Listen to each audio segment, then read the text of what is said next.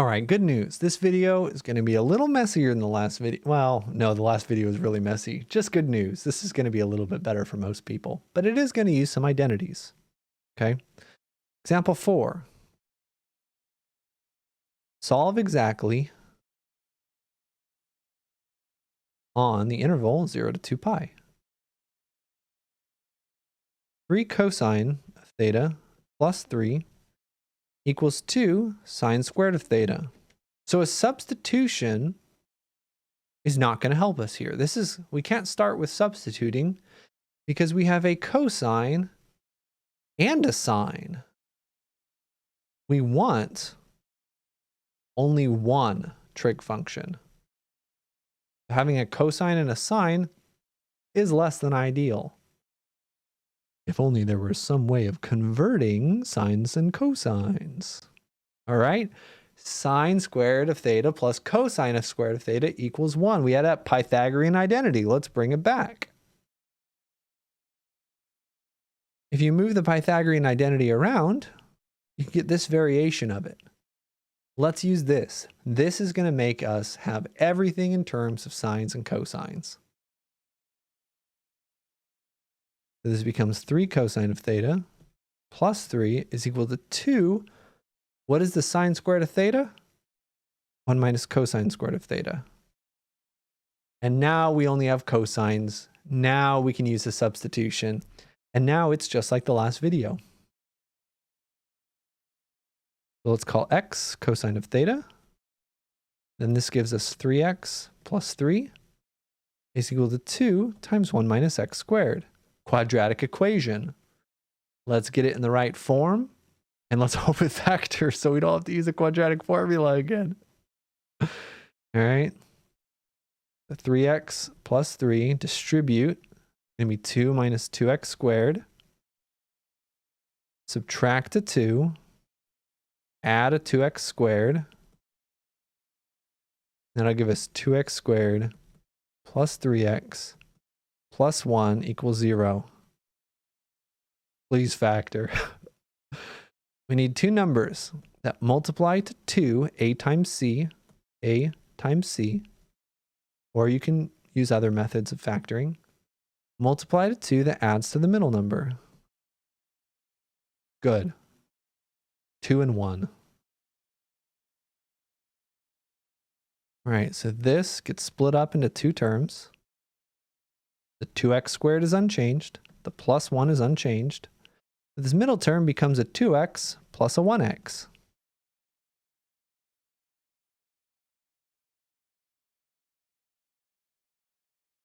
Now, we factor by grouping. Pull out what we can from the first one, and we're just left with x plus 1. Pull out, well, we can't pull out anything from the second one, so let's just pull out a 1. And now they both have an x plus 1. That's our greatest common factor. And we have factored it. This is going to have two solutions at -1 and -1/2. That's our little algebra side note.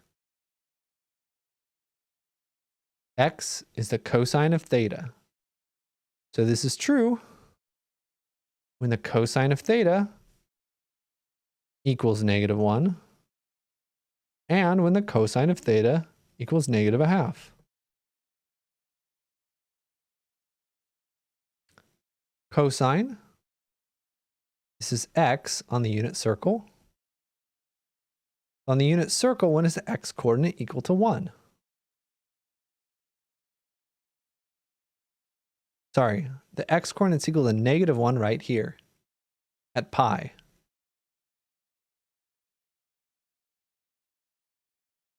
When is cosine equal to -1/2? Well, the reference angle is going to be pi over 3. Gives us -1/2 for cosine. But it's negative. So what quadrants does it have to be in? I'm going pretty fast because there's a lot here. Feel free to pause or slow down the video. It's negative. It has to be in the second or the third quadrant. A reference angle of 60 degrees. This is our reference angle. 60 degrees over here. What angle is that? That's going to be pi minus pi over 3. It's 2 pi over 3. Reference angle of 60 degrees over here is going to be pi plus pi over 3, or 4 pi over 3. So these are our answers: pi, 2 pi over 3, and 4 pi over 3. It's even better if you write these in order, but you don't have to. These are the only answers in this interval from 0 to 2 pi. Let's check our work. Say, okay, when is 3 cosine of x plus 3 equal to 2? Oops, sorry. When is that equal to 2 times the sine squared of x on the interval from 0 to 2 pi? At 2 pi over 3, at pi, and at 4 pi over 3. These are the only, there's infinitely many answers, but these are the only answers on this interval.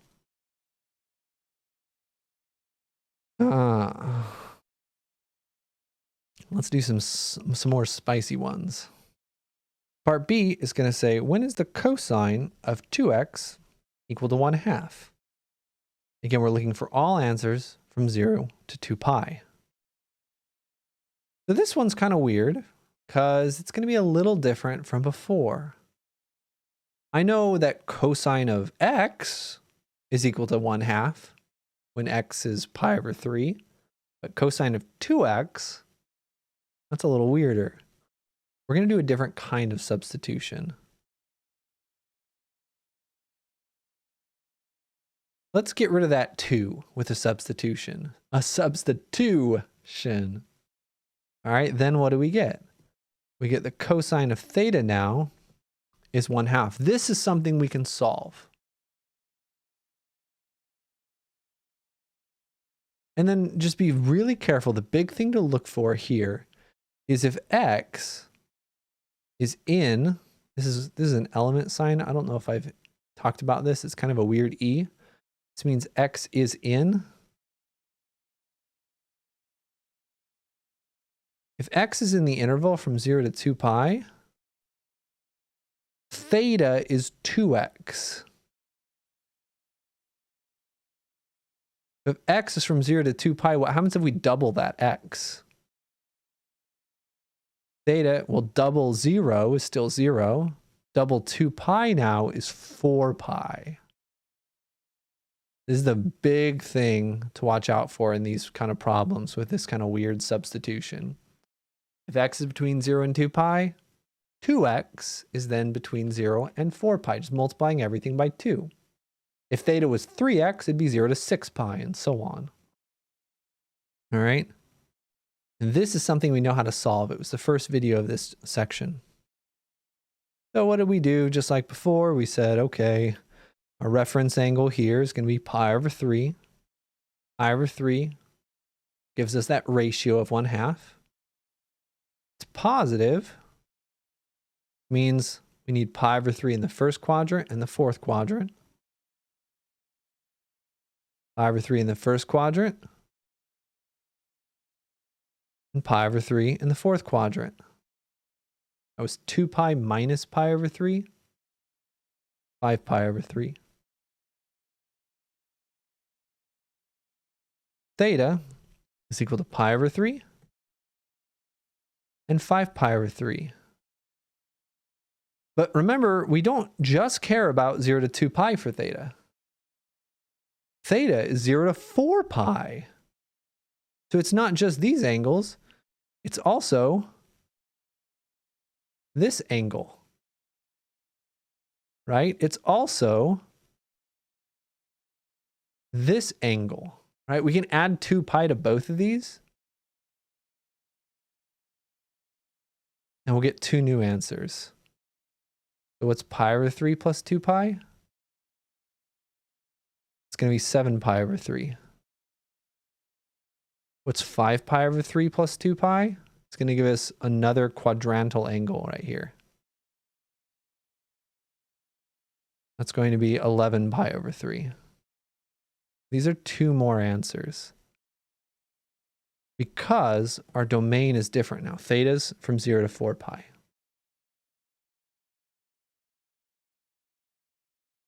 And then just like in the previous videos, especially with quadratics, once we solve with a substitution, our final answer can't be in red.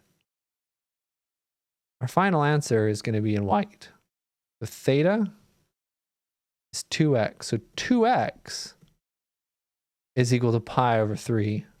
2x is equal to 5 pi over 3. 2x is equal to 7 pi over 3. 2x is equal to 11 pi over 3. How do we find x? Divide everything by 2. X is pi over 6, 5 pi over 6, 7 pi over 6, and 11 pi over 6. And that's our answer. Let's check our answer. Are there 4 answers between 0 and 2 pi for x? When is cosine of 2x equal to 1/2?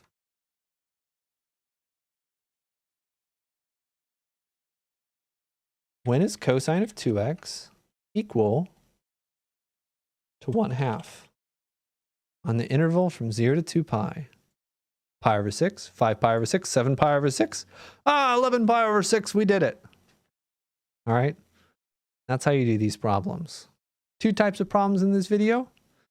Sometimes you'll have a bigger coefficient inside, in which case you'll do it like this. Make sure to use that substitution and look at the domain of theta. You might have to add 2 pi. You might have to add 2 pi twice. And the other one is the one for trig identities. And my program crashed. Perfect timing, end of the video.